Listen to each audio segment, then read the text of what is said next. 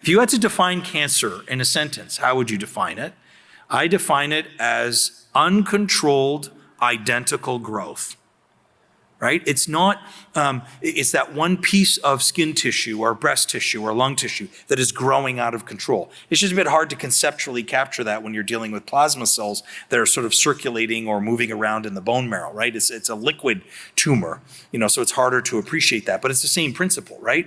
And so these are identical cells growing. So the protein that they make is identical. Whereas the proteins, the immunoglobulins, the antibodies you make on a regular basis should be varied, right? They should be all sorts of different types and shapes and sizes for all the different things you need to protect it against. So here it's making a clone of itself, if you will. And that is what differentiates myeloma immunoglobulins or antibodies compared to normal immunoglobulins or antibodies. That's why we look for the abnormal one. We look for the one that is identical. That's why even in the test, we sometimes call it an M spike, because it all coalesces together because they're all exactly the same when we try to spread them out in the lab.